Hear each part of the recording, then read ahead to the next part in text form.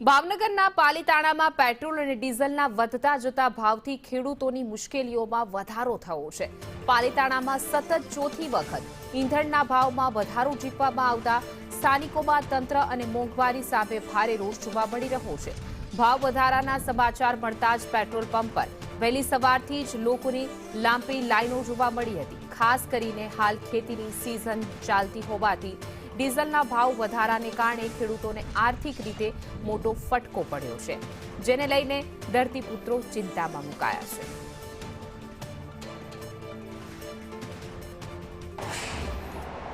10 દિવસમાં ત્રીજી વખત ચોથી વખત પેટ્રોલ અને ડીઝલમાં ભાવ વધારાયો। આ મોંઘવારી અમતું તો આપણે એવું સાંભળ્યું છે કે બહુ થઈ મોંઘવારીની વાર, અબકી બાર મોદી સરકાર આ લાવ્યા 12 વર્ષથી મોદી સરકાર લાવ્યા અને જુઓ ખેડૂતો અને મોંઘવારી, ખેડૂતોની હાલત જુઓ તમે। આ મોંઘવારી છે એની સામે 1000 રૂપિયાનું ખાલી ડીઝલ આપે છે અને ઈ તે ક્યારે ખૂટી જાય એની ગેરંટી નહીં।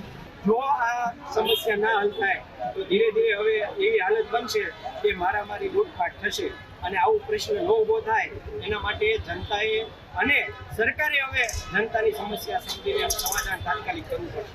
અને કાલે રાત્રે 2 વાગ્યા લગી લાગ્યા અને રાત્રે આજે આવ્યા છે સવારના 6 વાગ્યાના, હજી અમને ડીઝલ મળ્યું નથી અને 1000 રૂપિયાનું આપે છે।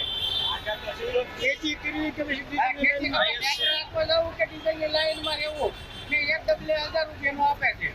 2000 નું 3000 નું આપણે ડબલા ફૂલ કરી દેતો હોય છે કે એકવાર આવી તો આખો દિવસ ટ્રેક્ટર તો હાલે, આખા દિવસમાં ટ્રેક્ટર 8 લીટર ડીઝલ ખાય।